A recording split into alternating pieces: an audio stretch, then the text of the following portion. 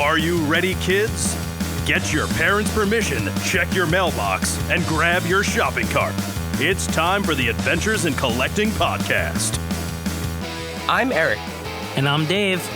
Welcome to Adventures in Collecting, where we talk toy news, culture, and hauls, along with our journeys as collectors. Hello, everyone, and welcome back to Adventures in Collecting. Hi. We're back, Dave. We are back, and you know what? We're just gonna keep the guest train a rolling. We have another guest. No more leads. Yeah, no more leads. And no more burying them. I wonder if now, like, this is an actual question, Dave. Do you think there will ever be another episode where it's just you and I again? Like, I feel like it's like a thing of the past at this point. Yeah, I mean, we may have a comeback episode at some point, but yeah, I'm gonna put a solid prediction on it'll be a bit. Yeah, I think you're right. So today, Dave, we are headed back to our friends over at Hasbro. The Marvel Legends team there has quite a tall task on the day-to-day. Chief among them is cranking out figures to keep MCU, comic book, and cartoon fans happy with a steady flow of characters to collect. Joining us today on the pod is a member of the Big Three and is either a wizard, android, or alien. Welcome to Adventures in Collecting, Hasbro Senior Manager, Global Brand Development and Marketing for Marvel, Ryan Ting. Hey, Eric and Dave. Thanks for having me. Can't wait to chat it up with you. So, I mean, I know this has come up multiple times. Do you think you are the wizard, android, or alien? So we were getting ready to do our very first Fan First Friday after that, the first episode of Falcon and the Winter Soldier, and I just kind of threw that in at the very end because I was like, oh, there's three things and there's three of us. So I'm glad it's become a thing. I've kind of forced it. I think it's more fun to let the fans decide. I like hearing the different arguments for how we could all be one of the three. So I don't know. What do you guys think? You know, I think I go back and forth between you and Dan, which one is the android and which one is the alien, because Dwight is certainly the wizard. Like, he is definitely the wizard. I mean, he's got the he's got the castle drapes behind him at most times. You know, he's the wizard. He's definitely or he's in the dungeon basement with his Captain America shields. Yes, and and he can conjure weapons at his will. He had those hook swords the one time. He's definitely the wizard. Okay, that makes sense. But in terms of android or alien, you and Dan both have qualities that I think could factor into either one of those distinctive categories. Yeah, I'll take it. That makes sense. So before we jump into everything, the first question we ask all of our guests is, tell us a little bit about what you are currently collecting. All right. So what am I currently collecting? Well, recently I backed the WWE New Generation Ring crowdfund, just kind of out of principle. We can talk more about it. I'm a big wrestling fan for growing up, as a kid. I kind of casually follow it now. Don't really have too many wrestling figures, but I thought that this was the chance to start a bigger collection. You need a place to display them all. So I backed that. Those guys, Steve, Bill, Rob, that whole team, we know them a little bit. We see them at cons over the years. We chatted up on social. Those guys did an amazing job with the campaign, just from a marketing perspective, which I was paying particular attention to. So congratulations to them for their success. But I definitely backed that. Got the early bird special, the Macho Man package. That was number one. Recently, I got this week an email from Super 7 that the Wave 3, I believe it is, right? Yeah, Wave 3, the TMNT Ultimates is shipping. I should be getting mine this weekend. So that's a line that I'm pretty much a completist on. I am a completist on, is the TMNT Ultimates. So I've gotten everything, pre-ordered every figure or received every figure thus far. It's just easier for me to keep up with. I do love the NECA movie Turtles stuff, so I have most of those. The NECA animated things are a little harder for me to keep up on, but I did get, like the Android Krang body and I have the first couple of 2 packs that came out a few years ago. So I do love Ninja Turtles a lot. I go way back with the brand on that one. And then lastly, what's the last thing I was going to talk about? Oh, friends of Hasbro, Transformers. So I have a pretty decent Transformers collection as well. And the thing that has just really appealed to me recently is their uh, exclusive headmasters, kind of in the old school packaging. For some reason, that just really struck a chord with me. I know they're not, the tooling isn't exactly the old figures, it's kind of the more modern figures, but in that retro packaging. And like, I feel like I wanted them as a kid and maybe didn't get them. So now this is my chance to have them all looking pretty, mint on card, mint in pack on the shelf. I'm staring at a bunch right now. I really love those. Yeah, I feel like we've seen a lot of your collection stuff on social media, and of course behind you when you do the live streams. But I don't think I've heard you talk about Transformers. I think that's a new one for me. Yeah. So I mean, as a child of the late '80s, um, I played with a lot of these brands that we all did, from Transformers to GI Joe, Star Wars. I had a little He-Man back in the day, but like what has really followed me as an adult collector will definitely is Marvel first and foremost, but then also Ninja Turtles and Transformers. Those are probably my big three collecting brands, if we wanted to say. But I'll dabble in some other stuff too. Yeah, and the definitely the ring was a big one for even us here. Um, I mean that for me was just one of the coolest things that's come out for a while. So you've been in the toy industry for nearly 10 years now. Tell us a little bit about your history and how you found your way to Hasbro. Yeah, so I'll try to make this not too long. It's hard to believe it's almost been 10 years, but I was in business school out at USC in Los Angeles and was looking for summer internships, and Mattel was right down the road. And I've been a lifelong toy collector and enthusiast, so I thought, hey, that would actually be cool to do marketing, which is what I wanted to do coming out of business school for an industry that I was so personally affecting. So I looked into some things around there. Ended up not getting that internship I had my heart set on at Mattel for that summer, which was heartbreaking, but in the long run, I think worked out for the best. It allowed me to get some other experiences at some other toy companies. So I ended up interning for Leapfrog, which is like kind of a children's and developmental toy company for the really young ones. And then I did a little stint at Spin Master too, which was also located out in LA. And was fortunate that after graduation there was an opportunity through some of the networking, some of the people I had met at those previous companies, for an in at Hasbro. And they said, we have a associate brand marketing position on the Monopoly brand. Are you interested in hearing more?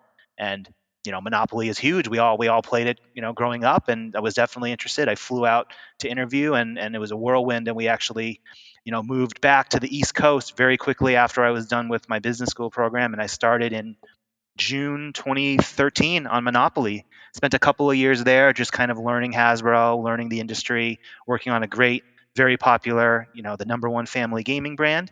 And then again, through some conversations and relationships I had built up in those couple of years, there was an opening on the Marvel team in 2015. So it was right about the time that the Avengers Age of Ultron was about to hit theaters.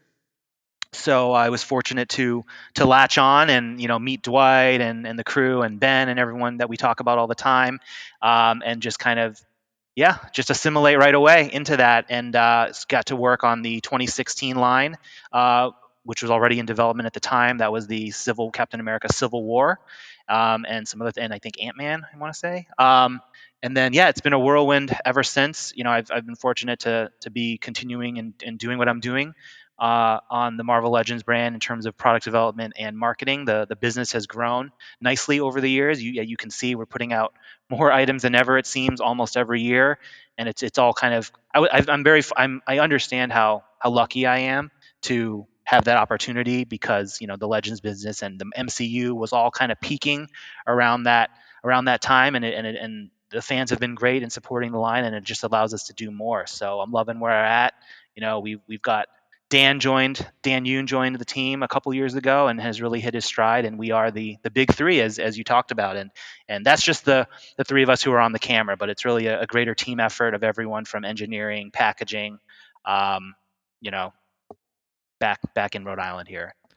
Yeah, we've made the joke several times, with guests in the past that Hasbro kind of has this dream team situation going on over there between the different brands, whether it's what's going on for GI Joe or Transformers or or like the Marvel Legends stuff. Um, what I'm always curious about when we talk to people who've kind of been in the toy industry for a while and have kind of had these touch points with other brands, do the experiences you had at like something like Leapfrog and something like Monopoly that are very different from what you're doing now, end result wise, do any of those prior touch points inform any of the decisions, any of the kind of thought process that you have now? Probably not in a very divert, or I should say overt, direct way. Um, my internship experiences was basically just a way for me to get a sneak peek into how things work. I had no idea like what a project manager was. When I was at Spin Master. So when I went to go talk with the project manager there, um, yeah, I was learning a lot. I think for Hasbro specifically, working on Monopoly, which is a franchise brand, as the company likes to term them, you get a lot of visibility into what's possible from a marketing perspective because they have a lot of resources and it's a very high visibility brand. So that probably helped a little bit in terms of working on another big brand like Marvel, where we are a licensee of Marvel. So of course we work very closely with Marvel and Disney, but they are also a powerhouse in their own right and have a lot of resources available to them on that end. So that informs some of the marketing. Um, but I think if I were to reflect back on those instances, which are more kid focused brands, it's that's kind of a good foundation you need because as a fellow collector, right, you don't want to get too up in your head about designing products only for yourselves, or letting your own biases affect a lot of the strategies you want to pursue. So it's good to keep an open mind and consider the kid consumer as well. Like, yeah, we know that there are some kids who collect legends too, whether they do it on their own or whether they are introduced to it by a parent or an older sibling or someone of that fact. But trying to make sure you're addressing as many consumers as possible. While yes, it is a collector focused brand, but we had to bring up the next generation behind us.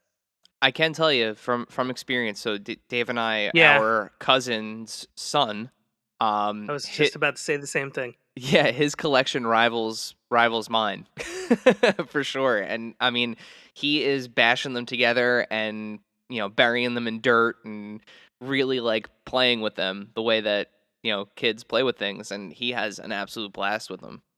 And he does the comic characters in movies as well. So like it's a fair mix between the two. Yeah, even my 6-year-old, he's been surrounded by Marvel his whole life because I've been, working on the brand, and yeah, I think he casually likes the fans, but he found his own thing, over the years, whether it was Thomas the Tank Engine or like Disney Pixar Cars. But now he's coming around finally to Marvel. We're watching more movies together and some of the Disney Plus stuff, and he'll just kind of come up to my third floor here where I kind of been working from home for the past year and a half, where I have all my personal collection, and he'll just kind of stage these battles, and it's really fun watching him pose figures out. I just have to not. I bite my lip when certain accessories go missing or certain things like get mixed up because I'm very, as collectors are, very particular about that kind of stuff. But it's a happy trade off. I'm glad he's getting into more action figure type things as opposed to like little cars, which is a little younger play pattern. But yeah, I'm sure we'll be scoping out the pegs together in a couple of years for the latest figures. So outside of being a founding member of the Big Three over at Hasbro alongside Dan and Dwight, what does your current role entail? So I'm going to borrow a little bit from a friend of your pod, Steve Ozer. He actually did, I think, described the role of a global brand manager and marketer, and on these brands like better than I could. So it is, yeah. So like we kind of if as it was described to me once by someone else, like marketing at Hasbro is the center um, hub of like a wheel, and you've got all these spokes going out. We don't actually control anything directly, but we kind of oversee everything and kind of make sure everyone is aligned. So we work very closely with all the cross-functional teams, design, engineering, model shop, packaging, digital, legal, QA, everything you could think of, and kind of really rally everyone together to deliver, compelling, awesome product on schedule, on time. And then the second part of that is the marketing piece, where we, develop the marketing assets, whether it's, uh, product photos, digital spots, TV commercials if you're more in the kids realm where they still do a lot of television spots, and then now increasingly in this pandemic era, you've seen with the Pulse live streams, the sort of direct to fan marketing has been such an important aspect for all the brands, and so we really spearhead that and plan things out and work carefully with the Pulse team. Things like live streams, pre-orders, digital comic cons. So definitely a lot to keep busy. At the end of the week, you're exhausted, but at the same time, you wish you had 2 more days because there were so many things that you wanted to get to and didn't quite get the chance to. But it's been a great ride, and I'm loving every minute of it. So one of the more interesting facets of marketing for us is the idea of kind of like pitching something, pitching a product, and we know through some conversations offline that you've been a part of quite a few pitch meetings over the years. But why don't you tell us a little bit about the time that you brought a frozen burrito to one of your pitch meetings? Definitely, yeah. We do get to pitch ideas. It all starts when we want to plan the next year's line or 2 years down the line, and then we need to get kind of internal management. So just as a quick, you know, um, a quick aside, right? A lot of what we do is selling internally before we ever get to talk to you guys, the fans, because we need to make sure that our strategies are sound, things cost out. We check all the business boxes, and then we get to do the really fun stuff, which is reveal the figures, right? But there's all this upfront kind of work and negotiation that has to lead up to that, because we ultimately do need to make products that the regions can sell to the different retailers. So to answer your question, yeah, I've been a part of some fun pitches. I've seen a lot of great pitches from the talented design and marketing teams over the years. But what the example you're referring to is a couple years back, we released these Deadpool chimichanga collectibles. They were little slug stylized figures, and just very Deadpool. The unboxing experience was meant to be that of a chimichanga, because we know he has a penchant for Mexican food, Tex-Mex food. So yeah, so this was the idea, to go in and say this is a really an experience, right? We wanted to make the packaging look like a chimichanga, and you open it and there will be little sauce packets on the inside that would have stickers, and you'd have your little figure in there as well. And so we had a meeting in this big conference room, which is called the Tank in Hasbro. It's the biggest conference room. It's where we used to, do all those in-person meetings. And at various points of the years, you would have the executive teams in there. You would have Brian Goldner or John Frascati in there, just sitting front and center, waiting to be wowed. So I got this idea that I should actually get a real life frozen chimichanga and do a skit with it, basically. And I had to drive around and find one. I had to go to several different convenience stores. I think I ended up getting one from like Walgreens or CVS, and then I kept it in the freezer at work for the whole day, and then it got to the afternoon, and then I took it out and just kept it in my pocket. It started thawing a little bit, but yeah, I went into my pitch and I said, "Oh, here's Deadpool. He's one of the most popular characters. He breaks the fourth wall, and we all know he's a fan of Mexican food." And I had a GIF or a clip from one of the films, and then it was just sitting in my jacket pocket. And then I took it out, for the moment of glory. I opened it. The plastic was a little hard to open, so I think I like perforated it to start with, so I wouldn't be fumbling up there in front of everyone. So then I opened it, and then just kind of gently, but to effect, kind of plopped it down on front of me in the table, and it made that nice sound that you would expect a somewhat frozen chimichanga to make on a hard office table. And then I think it got some laughs, and it was on brand, it was on product, and we ended up making that product. It didn't get as widespread as we would have liked to, for a lot of reasons. The PDQ that the chimichangas came in was very long horizontally, Hmm. so it was tough at retail. But I definitely had seen them at GameStop and at other retailers. So that was just a really fun thing that I'll always be able to tell that story, right, of that time. I threw down a frozen chimichanga in front of the chairman of the board, essentially, of the company, and lives to tell the tale. Yeah, I always think of that story because I have a little Deadpool from that line sitting on a brain with skewered tacos and chimichangas on his katanas, and every time I look at that little Deadpool, I think about I literally just picture you just plopping the thud of a semi frozen burrito on a boardroom desk.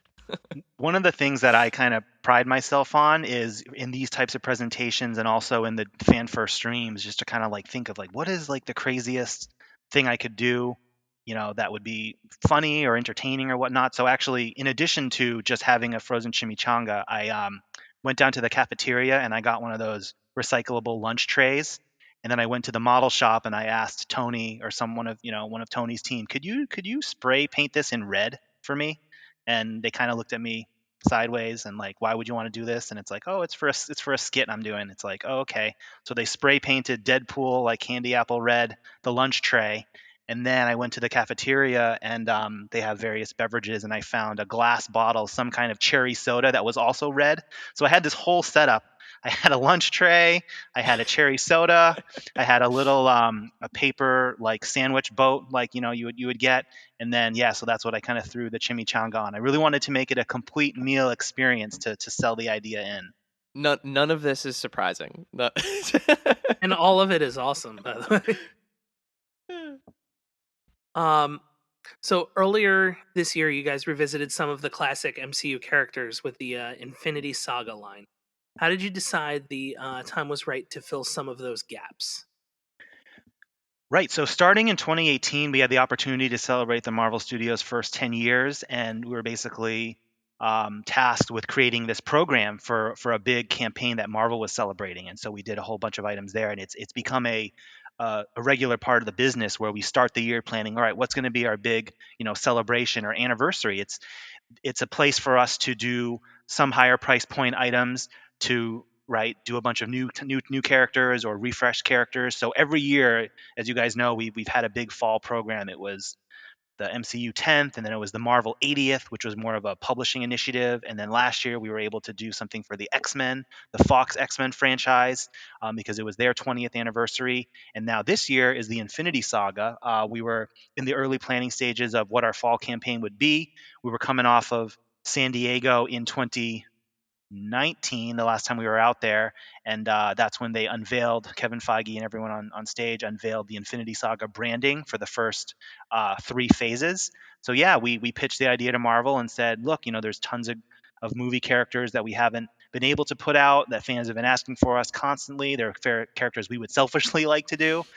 Does this make sense as a theme? And then I think they kind of took that back, and it aligned to some of their home entertainment initiatives and the release of Disney Plus, where now all the Infinity Saga pretty much is on available constantly for streaming.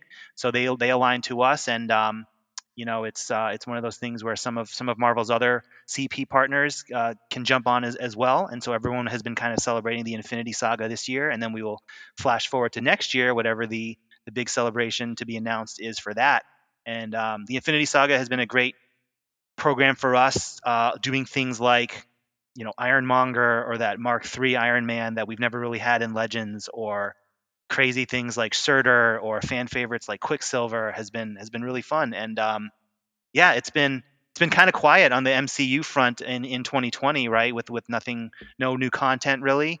But everyone is familiar with the Infinity Saga films previously, and hopefully they are enjoying all the offerings that are hitting right about now.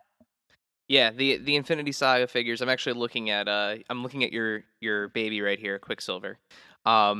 It's as a primarily an MCU and kind of film verse collector.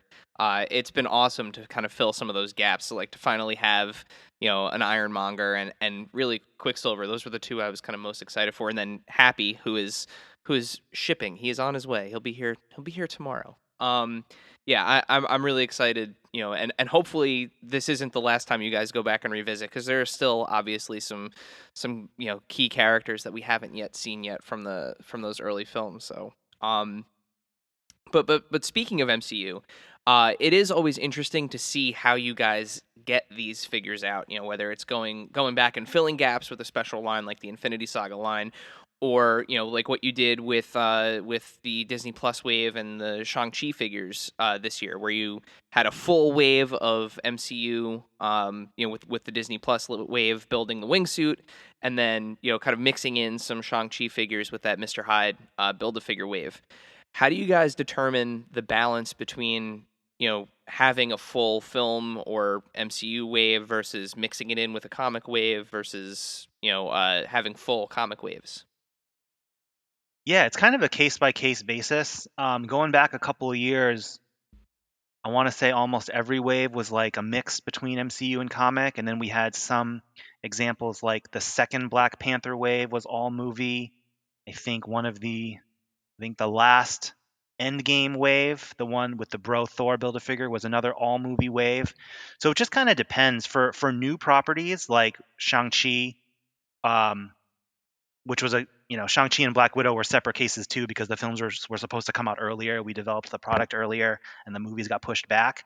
But back when we were developing that Shang-Chi wave, it's just kind of going through the reference and seeing which characters we had reference for, which character like of the plot that we were able to hear, and what's important, like why is Death Dealer important or whatever. Like you knew you're gonna have Wenwu and Shang-Chi and then Xiaoling, his sister, I believe it is. Looking forward to Shang-Chi, by the way. Yeah, I think we probably for that case didn't have the best reference to do a full movie wave. And then also it's kind of the balance of we still want to appeal to comic collectors as well, and we'll never if as long as Dwight and Dan and I and the rest of the team are kind of on the brand, we will continue to advocate for those longtime Legends collectors and to get some comic characters in there. With more and more films and now streaming, there is pressure and expectations to support the studio initiatives, and justifiably so, because those are such big productions, right? They're like each movie is the next biggest thing. The Eternals trailer just dropped recently, so everyone's getting excited for that. But yeah, trying to maintain that balance where we can, and that's how you get a Mr. Hyde Build-A-Figure. Does it make sense in the world of Shang-Chi MCU? Maybe not, but it's a cool figure, and hopefully the comic fans, would go out and get him. Yeah, and it's always funny. Like I have a friend of the pod and good friend of ours who works at a local comic shop at Craig's Stuff. He's not really a movie collector; he is a comic collector. So like we have this cool like symbiotic relationship where he got all of my Mr. Hyde Build-A-Figure pieces, and we kind of just trade stuff back and forth. It's good to have a comic first buddy. Yeah, that sounds like a very good setup. And now, a word from our sponsors. So I mean, I guess another question would be just kind of what determines what a wave will be like. When we had the recent X-Men wave, what kind of goes into that planning, and do you ever see it kind of going out of like comic books and MCU into some of maybe older TV stuff, or like I know the Marvel Lucha Libre thing exists. Like, do you ever see those kind of coming into play? I think for us, the big focuses are our MCU movie and a little bit of video game. You've seen some things from like the Spider-Man PS4, the Miles game sequel, things like the big Avengers console game from a couple years ago. Those other kind of niche areas of like old school Marvel TV or other things, they're all technically possible, but just the reality is sometimes there's additional business considerations where we would have to cut, separate deals, which is fine. And we've done those in the past for certain items, but it's just a lot kind of more work. And we often don't have the bandwidth to do that. I think we will when it makes sense to.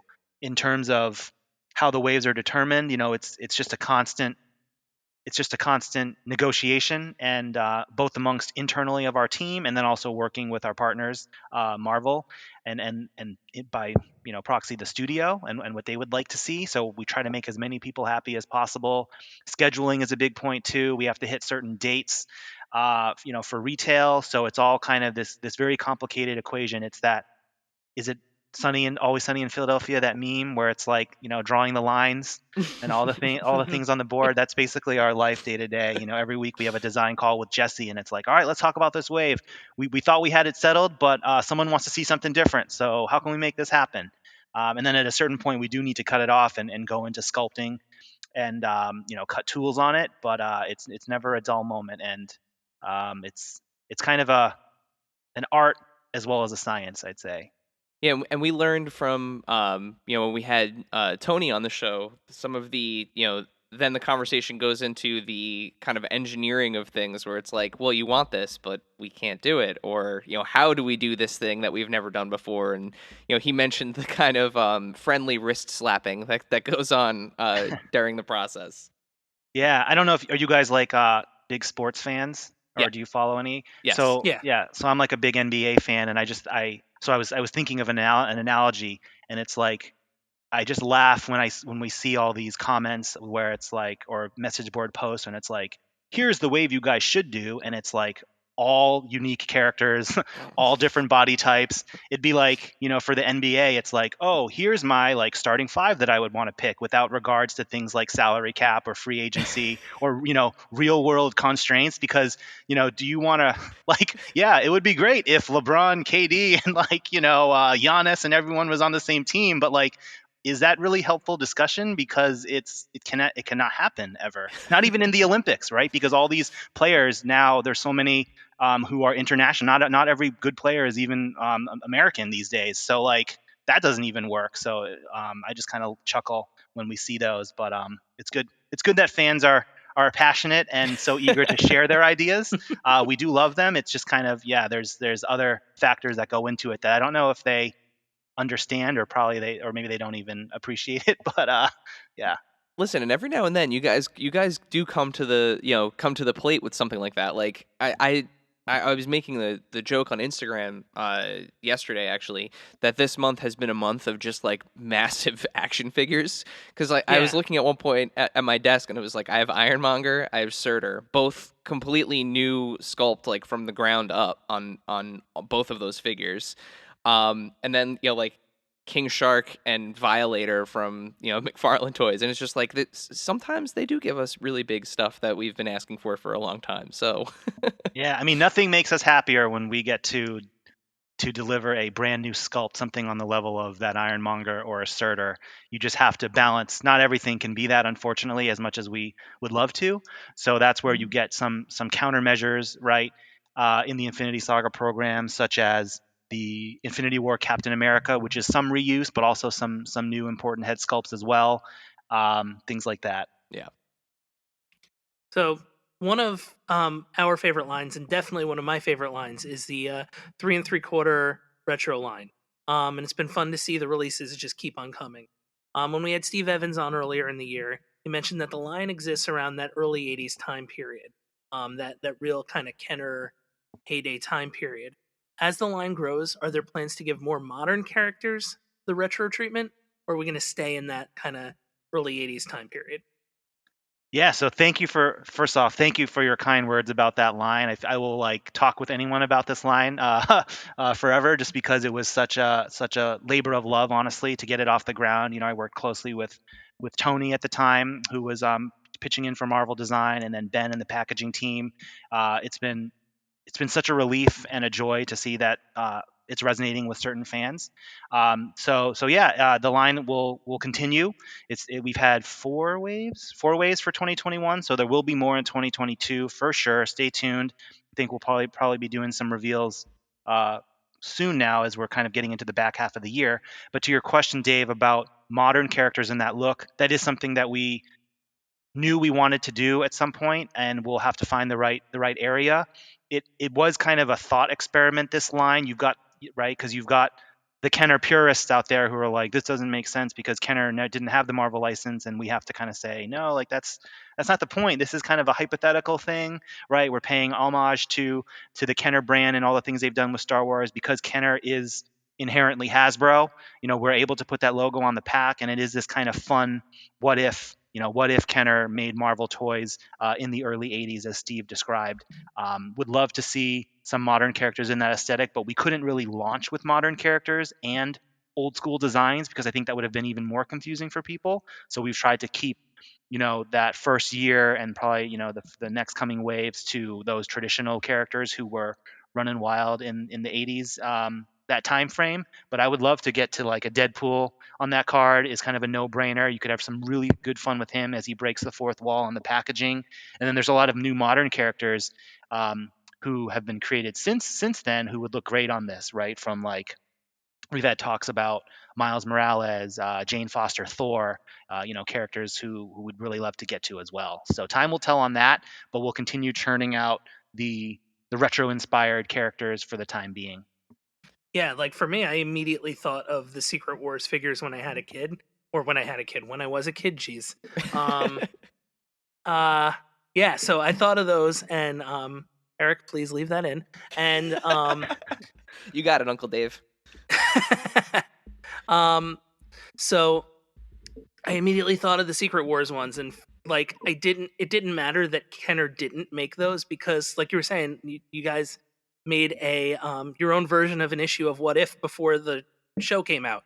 So it's what if Kenner made these, and what would they be? And they've just been, for me, outstanding. Like it's down to the packaging, like it hits me in the retro feels where exactly what I'm looking for with something like this. So yeah, I mean, like any character in this size is something that's just like, yeah, let's do it, bring it. Yeah, it was a bit of a gamble. Some fans have asked, well, why didn't you just do like the Toy Biz 5-inch scale or the Mattel Secret Wars style, like which predated the Toy Biz 90s line? And I think we wanted to venture out and just try something a little more outside of the box, for better or for worse. I think it has turned out well. We have seen in Star Wars and Marvel doing the retro carded styled 6-inch figures have been very popular because both Kenner Star Wars and Hasbro Star Wars, as well as Marvel, has had such iconic looks over the years. I'm staring at my Gambit and Rogue, and there's a Captain America right next to them, and then there's the Doctor Doom Fantastic Four behind me. So those in 6-inch have worked really well. So even though those people were like, oh well, those figures were never highly articulated 6-inch figures, it's like, yeah, we get it, but we're trying to strike that balance of nostalgia. Yeah, and I would, personally, I would love to see the 3 3/4 line grow into like rides and play sets and stuff. Like thinking about how cool, like a Ghost Rider would be with like a retro style motorcycle, or like the Fantastic Car, even like that 3 3/4 inch scale. I feel like gives you guys so many options to where you can go to kind of grow the line outside of just the figure offering. Yeah, we'd love to get to that point too. Once the world is established, right? We have enough characters kind of there.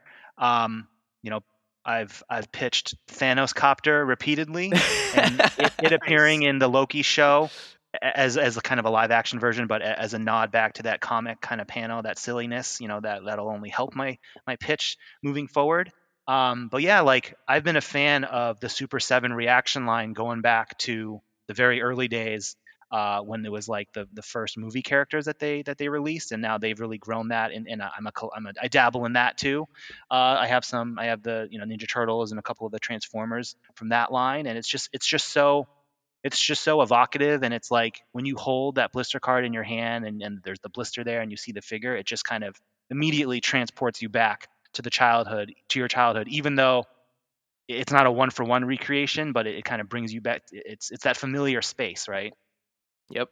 And nostalgia, man. I mean, regardless of what industry, business, whatever you're in, nostalgia sells. Whether you're, rolling back the Fruit Loops box to the way that it did, even in like the early '90s, or whether it's a soft drink or an action figure or a movie poster. I mean, that nostalgic aspect of things. I mean, we all like to think back to the times when we were kids, and I feel like you guys are definitely capturing it with that line, and like you said, some of the other card art that you're doing for the larger figures.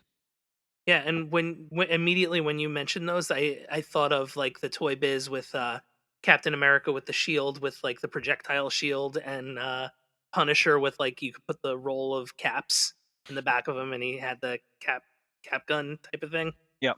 Like that's just it's the retro packaging is 1,000,000% doing exactly what you could have ever hoped for, and the fact that it's just like bringing these memories back. Some fan asked a while ago, "Are you guys going to do a Punisher on the retro card with the caps again?" And I was like, "Yeah, I don't think so. I don't know if that passes the old age grade anymore, right? For a 4+, but yeah, we'll have the memories forever for playing with those cap gun type figures. So, from some of the smallest offerings currently at Hasbro to the largest ever Marvel Legend, tell us about how you guys decided to bring Galactus to life. Yeah, we've talked about it a little bit in the past, but like when we were evaluating how to launch HasLab with Marvel, there were the two obvious options to us, Galactus and the Sentinel. And then I think we decided to do the Sentinel first because last year was again that X-Men, the heavy X-Men themed year. So the crowdfund took place in that same year as we were going heavy on comic and studio X-Men. And also, yeah, we're X-Men fans, and I think there was a troop builder aspect we were excited to explore right off the bat. We weren't being patient. We wanted just to come out with that. And the Sentinel went great. It was a great success. And so it was on to the next one. And Galactus, the timing worked out actually because 2021 is the 60th anniversary of the Fantastic Four. So it's kind of a nice little nod. And then we were able to craft the line around, we had a Fantastic Four retro wave and some variants planned this year, which are up now for pre-order. So it all kind of coalesced in that way. But yeah, those were the first two we wanted to do right out the gate. There's great precedent from Toy Biz having deluxe style playsetty figures almost, and then Toy Biz in their original Legends line, they were amongst the first Build-A-Figures. I believe Galactus was the very first Build-A-Figure, if I have that right. So yeah, it's just kind of a nice nod to that, and yeah, can't wait to have both of them. Honestly, the Sentinel, they sent an email out saying for North America consumers through the Pulse that they would start shipping in mid-September. So can't wait to start seeing everyone's unboxing and video reviews for that. It's really an impressive engineering feat. And then we turn our attention to Galactus. We've got a little bit of time left before he can come on, and we've been answering a lot of questions this past week about Galactus. If you guys have any on that, but just the process of bringing him out. Super important character, obviously, for Marvel, and Dwight and the team did an amazing job of kind of classic Kirby inspired aesthetics with a more modern design. It's not right, a Kirby ripoff entirely. There's a lot of modern touches there, but it's got all the great articulation and posability and just the sheer scale of it. When our friend Dave White took those photos to launch the campaign, we gave him that Fantastic Four read, and he was taking pictures of like him like clawing on Galactus's boot, and you just can kind of see, wait a minute, how big is this thing actually?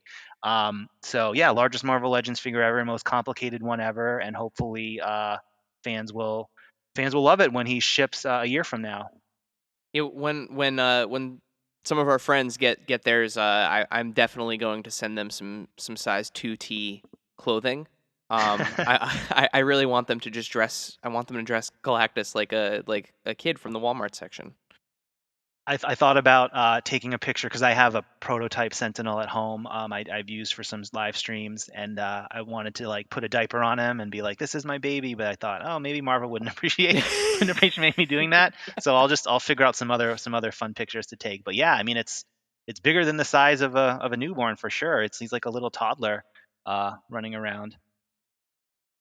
Now, at the time of this episode airing, listeners will have just about a week left to back the Devourer of Worlds. And outside of Nova and the mysterious, yet familiar Shadow, are there any additional unlocks to look forward to? Well, yeah, this is kind of a day by day discussion with me and Dan and the Pulse team on what to reveal when. We would love to drive Galactus as high as possible. We do have some kind of tricks in the bag, but I think and it might just be a personal opinion, but I kind of feel like we are not a typical independent out of the garage Kickstarter. No offense to all those, independent people, but it's like I feel like for those types of projects, the reason why they have a whole menu list of options from $1 down to the very most expensive, tier, is because they're trying to drum up as much excitement as possible. Maybe it's something that has never been done before, right? Maybe it's something of their own creation. But when you've got these kind of big players like Marvel and Hasbro, and we have business, constraints and logistical concerns, it's a bit challenging to put out everything at the same time. I don't think that's the best consumer experience necessarily. That's just my opinion. So we're just trying to do it in the way that generates different periods of excitement here and there. Like when this episode airs, right, we're going to have a fan first Thursday event coming. So we might talk some more about some things there, but it's just a constantly evolving process, and we'd love for as many fans who can back Galactus to pull the trigger and get on board. We know it's a sizable investment, and so we appreciate the support. I think the product at the end of the day is definitely going to be worth it. He is humongous, right? We've talked about it, and he's just so impressive, and he's going to be a great centerpiece to any Marvel Comics fans collection. So we posted a story on Instagram and a tweet and a post and everything to collect some questions from the Marvel Legends community, and we have a little bit of a Q&A prepared for you. All right, sounds good. Dave, would you like to do the first one? I would.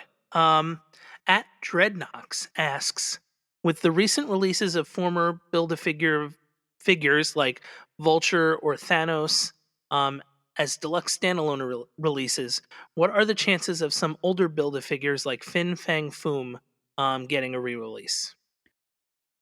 So when we put out Build-A-Figures as kind of deluxe figures, we typically try to do that when there's a notable update to be made. Like we've done with Kingpin is my go-to example. The Kingpin on the oversized retro card. It was different costume, different like ascot piece around the neck there, and it was on a blister card, which was vastly different.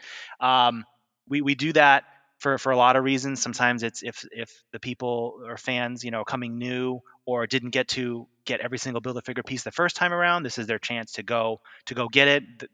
We want to make collecting as fun and as accessible to people as possible, but we also appreciate the collectors who have the original and want their original to be special, and so we'll never kind of put out the exact same thing as a re-release. There's always some updates made to it.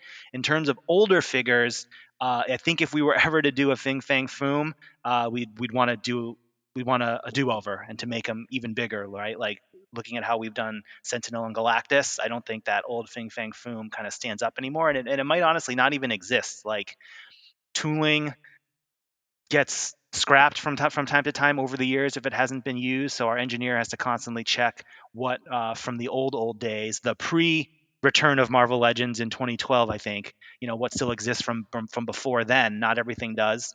But yeah, maybe Fin Fang Foom could be a great candidate, I'll say, for a future HasLab. Friend of the pod, Toy Farce asks, what's your favorite breakfast cereal, 90s cartoon, and window covering? That's three very interesting questions. For breakfast cereal, I don't know. I'll just pick one at random. Cinnamon Toast Crunch. I don't know. Like I probably wouldn't eat much of it today, but as a kid, that was probably one of my faves. With or without shrimp? That's if you're gonna pick Cinnamon Toast Crunch. Definitely the shellfish free option. I was going to applaud crazy. the choice, but Eric had to go do that. Yeah, I had forgotten about that until you brought that up. That was wild. 90s cartoon, boring answer, but like I'd say the X-Men animated series. I would program my mom's like VHS machine for the Saturday mornings and then watch them back over and over again. So that would have to definitely be my favorite. And window coverings, I don't know. Dwight is the master of that. I don't even know. Like when we moved into our new house, there were no window coverings, and so we had to be adults for the first time and actually go buy blinds, and it was an overwhelming experience. So we just settled on whatever kind of style, and we're just gonna live with those forever because I don't want to go blind shopping again. Fun fact, whenever my wife wants to really like get under my skin, she will threaten me with window treatment shopping. That's effective. That's got to be really effective, right? I hate it. I to the point where it's like we recently changed our curtains in our bedroom, and I was asked like, "Do you want these or these?" And I was like, "Whatever ones go up faster, and we don't have to have this conversation." I don't know why it bothers me to the length it does, but it is like the worst part of owning a home to me is the window treatments. Yeah, it's got to be up there, right? That and roofs, from what I hear. Oh yeah, yeah. Roofing is bad. But thankfully there are people that specialize in roofing and will get up there and take care of it, and I don't have to threaten myself with falling off the roof. So yeah. And I thank you both for the preparation, just so I know what to look forward to in the future. um, so this one comes from a few people who all asked basically something resembling the same thing. The backer goals for Galactus are much higher than previous HasLab projects. How did you decide on 14,000 as the funding goal? Yeah, so we've talked a bit about this in the interviews this week. So just to reiterate that there, the kind of company sponsored answer is if you look at the public comments in the second quarter's earnings report, the executives of Hasbro speak to rising freight costs and input costs that are affecting just the toy industry as a whole, and has a downstream effect on pricing in general. So that's number one. I think there's obviously real world factors. If you open a newspaper or open a news website, there's so many things going on that are affecting all industries. Like if anyone has tried to buy a car recently, I think you have similar shortages of things. So yeah, the Sentinel was developed on its own timeline and its own point in time with shipping, costing, various variables there, and at the time, yeah, 6,000 backers was enough that we needed to get it off the ground. I mean, also, that was the very first HasLab, so we were very eager to have it succeed. It I think, exceeded our expectations, and the speed with which it did so was surprising. And also for Galactus, factors have changed, so that's kind of how we ultimately ended up on that 14,000 backer minimum threshold and a $400 price point. I've spoken to how those two variables are kind of a seesaw, where that if one goes up, the other can go down, and vice versa. So yes, the 14,000 is a lot higher than 6,000. However, at the same time, we were also trying to not have the price point get completely out of whack, right? Galactus is bigger and more complicated than the Sentinel. They both have similar electronics packages and that. So we wanted to kind of keep the increase on price to that $50 level, so 350 to 400, and we were trying our hardest to not have that price point spike up to 500 or north of 500. If it did, then the number of minimum backers would have been lower. But in our minds, once you start going over 400, you start to get over 500, the um, what's like the pool of people who can actually realistically swing that starts dropping a lot. And at the end of the day, we do want to hit our business goals, but we also want to bring this dream project to as many fans, as many shelves, collections, houses as possible. And it's all kind of factors leading into that. Um, yeah, that's what I would say. It's very easy for fans to do the simple multiplication, right? 6,000 times 350 does not equal 14,000 times 400. Clearly not. But there's other factors that go into it, and we're doing the best we can. I assure you. Yeah, and I mean it's evident across the board, right? With like you said, with news, the costs of shipping, the costs of plastic, all of that stuff is readily available to consume. Again, kind of agnostic to industry. So we're seeing price increases, we're seeing shipping delays, we're seeing all of kind of the fallout from the wider news as a whole. So it definitely makes sense. There's there's clearly logic to it. For those fans who are trying to kind of like, I don't know, assume or project what our intentions were, I would just say that we would love to to make for every one of our items, right? We would love to make it as readily available and as as possible. So if we could have done for fewer than 14 easily, and still maintained the price point with where we wanted to be, we would have. But just a lot of variables and factors kind of change year over year, and especially in such a tumultuous world that we live in now. I mean, normally, right? There's inflation increases every year in a normal year of X%, and then also the factory increases for things like labor. Like these are things that are standard in every year, but given how everything is so out of whack, you've got containers being trapped in canals, for crying out loud, like messing everything up. Like who knows what's around the corner, right? Um, yeah, we're trying our best. We appreciate those people who have backed it. If people say I would love to, but look, I just really can't. That's too much, for me right now. Then we respect that too. And hopefully, uh, more people, or the most amount of people who can back Galactus will and be happy in the end. Next one up is from at RT De Silva. Have you guys considered MCU army builders for the Pulse exclusive line like Chitari Warriors? Yeah, we've definitely talked about MCU troop builders from the Avengers 1 Chitauri, right? Who were like flying around on those little things with Black Widow in the air, and then you've got all the great new villains we saw in Infinity War and Endgame for Thanos' forces. Those, as we know, would be like all new sculpts. So if and when we do them, they probably wouldn't align with the current pulse strategy of army builders, which are very comic inspired. Some are new, some are reissued. Your like AIM troopers, your Hydra soldiers, with a few new ones sprinkled in from, including like the Hellfire Guard. But yeah, I think we would definitely consider those. They probably wouldn't be Pulse exclusives. We'd have to make a bigger deal out of it. But yeah, those fit under the umbrella of the Infinity War, right? So at some point down the line, maybe you'll see an Outrider or a Chitauri or what have you. At Caesar Ruben Castro Lopez asks, do you foresee the return of variants or chases to the Marvel Legends line? Yeah, so I've actually been thinking about a lot of it about this myself. I keep up to date on what some of the other toy brands are out there doing some gold label or chase variants, one of 5,000 type deals. Um, we have to explore it. I think it's a different day and age now versus when, like, 10 years ago, where variants would just kind of magically appear on shelves.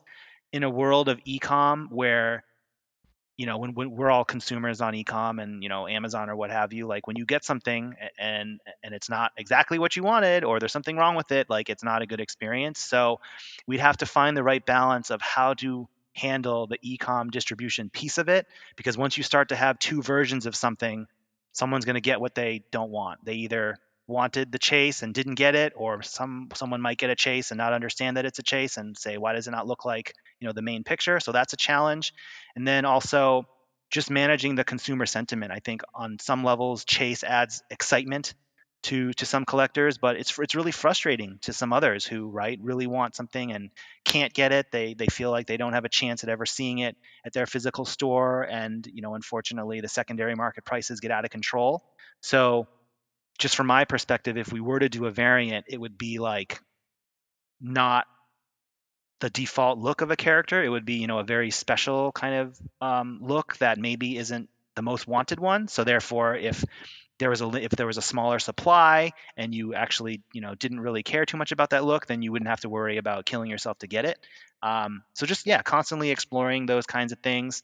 Early in the Marvel Legends run, this is pre 2014, there were kind of variants or chases back, right when it was only Marvel Comics, Mhm. Comic Legends. But kind of those times are different right now, and just internally, the way our systems work, we have to track every single figure uniquely, and they can't share any, like, packaging or item numbers or things like that. So that becomes a challenge, but we shall see. I did a little bit of the variant in the Retro 3 3/4 line when we released the foil 2-pack. Mhm. And so you might see a little bit more of that in the 3 3/4 line, but no imminent plans in 6-inch, but we will continue to look at it. So we're going to combine questions from friends of the pod, at Geeky Fresh and at the Great Tonino. We know your love of Marvel for Marvel trading cards. Will we see the current Upper Deck collaboration at GameStop continue? And what is your all-time favorite Marvel trading card? So the Upper Deck collaboration that was launched this year through a partnership with the GameStop US team. Really enjoyed seeing the fans' surprise and delight to that because it kind of came out of nowhere, right? In an age where every figure is revealed so far ahead in advance. Um, that'll depend on kind of our U.S. marketing. Whether the GameStop program continues will depend on our U.S. marketing and how they want to work with the GameStop account. But I think it was a great relationship builder with Upper Deck, and you know me, like as a trading card super fan, I would love to get cards into the product. There's because Hasbro, right, is a master toy license for Marvel. Hasbro can't do things in other categories like T-shirts or trading cards because there are those partners, right, who have those rights. So that's why brands like Transformers can throw in effectively a trading card, but some of the other partner brands can't. But if we were to work through Upper Deck, who are the official licensed partner, maybe there's potential. So not promising anything. I have some, exploration to do there. But the good news is that at least on the through via the GameStop deal, the teams were able to knock one out of the park there, and so there's a track record for success to build on potentially. For the second question, at the Great Tonino, he's an awesome follow. I recommend everyone go follow him. Uh, yeah. What's my favorite all time card? I don't know. Tough to say. Um, I think my favorite set of all time is the 1992 X-Men Impel Series 1 with the Magneto teal box and the Wolverine purple box. So pretty much anything out of that set is just the best, and I love it. And my my fantasy is to, at some point when I have the time to go around and do this, is to try to get a build as much of a complete set of that series card with the Toy Biz symbol on the back, because you'll remember, right, when those Mm. cards were packed in with Toy Biz, they were special printed and they actually had kind of a Toy Biz watermark on the back.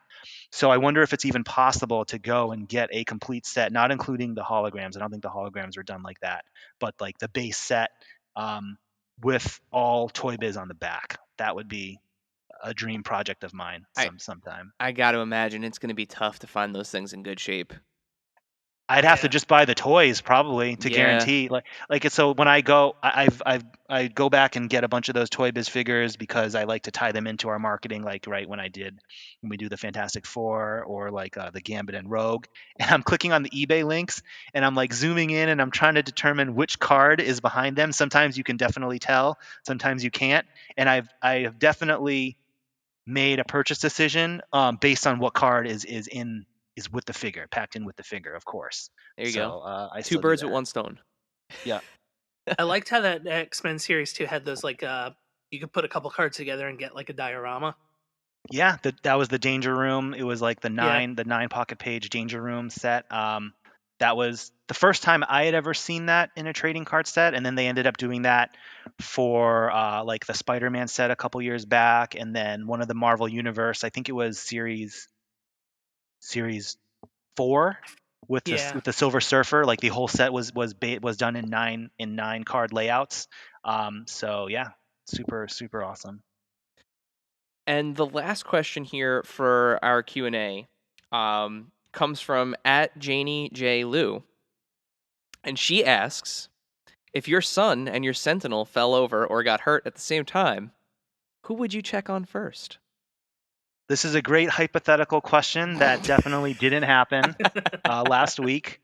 But yeah, I mean, I would first determine, based on my son's cries and whining, whether there was a serious injury or not. If there was a serious injury, would clearly tend to him first. But if I hypothetically determined that he was going to be okay and it was maybe just a startling surprise for him, I would probably run over and pretend like the sentinel was a baby and ask the sentinel if he was okay, and then check on my son, who I knew was okay. That's probably how I would play it out. But Probably. yeah, Yeah, my son loves to come up here and pose the figures out now, and the way he considers like playing with it is kind of standing them all up, and he's really proud when he can stand a figure up because some of the figures are hard, like especially the female figures are kind of challenging sometimes Yeah. with the balance in that. So he loves to stand things up, and then I later in the day go look in the other room, and there's like 25 figures all standing around in a circle. It's pretty cute, and yeah, I'm glad he's playing with figures. I'm glad my daughter's not the only one that does that because I will oftentimes. So I'm working on the second floor, and my daughter will be downstairs playing, on the first floor, and oftentimes I'll open the door, leading out of the attic space here, and I'll hear that it hit something, and I'll see like a domino effect of me knocking over, a series of like 10 action figures that she's lined up on the floor. Oftentimes they are all in line waiting to get into the princess castle in her room, but Oh. they will be queued up as if they were at Disney World, from basically her room almost into the living room. That's So awesome. I don't know what it is about it, but these kids like standing things up. I've seen it and I love it. And Ryan, with that, you've survived the Q&A, man. That's it. Oh, that wasn't that painful. That was good. So before we let you go, we do have one last question for you, and I'm going to hand it over to Dave, as he is the James Lipton of this podcast, and he closes us out with the final question. Yes, the final question. It's the final question that we ask to all of our guests. What is the strangest and or favorite piece in your collection? It could be one of each. It can be both. So I was thinking about this. I know that this is the way to close out the podcast. So yeah, I mean, there's answers where there's you could have like a prototype figure or a figure that never shipped or something like that could be one answer. Another answer could be like it's a really something really valuable, right? You have a gem mint 10 something or other sealed right away, which you don't really have as much. So my answer, kind of a unique spin on it, is I have, and it might not be surprising, but like when I played with Legos as a kid, I liked building things and like never taking them apart because once it was built, like I would want to keep it like that. If it was something I made, I was very proud of it. I never wanted to disrupt it. So, when my parents were moving out of their house years back and I was going through a bunch of all of my old toys that I wanted to keep, obviously I wanted to keep everything. I came across this Lego spaceship that I built and must have been very young, and it's just made from a mix and mash of random pieces. There's like some very old Lego space characters, there's some figures from like a medieval set. It's just a complete mix and mash, but I was super proud of it at the time, and I always kept it intact all these years. And I'm actually staring at it right now. I have it still. We'll never take it apart, and I don't know. It's something that I made. It's something that reminds me what it was like to be a kid. It's something that evokes a certain level of joy just when I look at it. So yeah, that'll be my answer. It's just this random kind of worthless Lego thing that a little kid made, but I've kept it together for over, gosh, probably well over 30 years at this point, and it's just kind of a nice reminder and a nice perspective for me. Well, it's not worthless to us, Ryan. You're gonna have to send Yeah, us a for sure. picture so That's that way really we cool. can Oh yeah, share. yeah, I will. Yeah, it's funny. It's like it's not even like well constructed. Like it's just whatever random colored pieces. Like I didn't even think the effort to like, oh, maybe I should make them like I should hunt out all the gray pieces so it like looks cohesive. But it is symmetrical, and it's got two seats for kind of a driver and then like kind of a gunner guy or someone in the back. And so yeah, I'll take a pic and send that around. Awesome. Well, with that, Ryan, thank you so much for taking the time to join us on Adventures in Collecting. Please let our listeners know where can they find you on social media and where can they hear about all of the fun new Hasbro stuff. Yeah, so I am on Instagram a little bit here and there at Ryan_Ting. And then I'm also on Twitter, although I'm not nowhere near as good as Twitter as Dan Yoon is, but I am also on the Twitter there, also at Ryan_Ting. So I'll post, I won't really post like reveals there. People love to hunt my pictures and see, hints at new things, but I definitely prefer to have the Hasbro Pulse and the official channels for new reveals. So what I like to do is just post kind of in hand stuff of figures that are already revealed, just to give a greater look at things, or snapshots from my personal collection. And then also the Hasbro Pulse, that's where we do all of our official marketing. And Marvel the Marvel Legends fans are great on the Pulse, so keep that up. We want to strive to be the #1 Hasbro Pulse brand, so we don't want to give up that championship belt anytime soon. But yeah, that's about it for me. I appreciate you guys. Thank you again for carving out time, during the day to record, for my benefit. So I appreciate that, and keep up the good work. You guys have a really awesome podcast. I honestly mean that. I listened to a bunch of them. Very insightful questions, clearly very knowledgeable and passionate collectors, and that's what it's all about. So appreciate you guys, and I will be listening to all future episodes. Oh, well, thanks again, Ryan. And Thank guys, you, Ryan. make sure to check out Ryan and the other 2 members of the Big Three.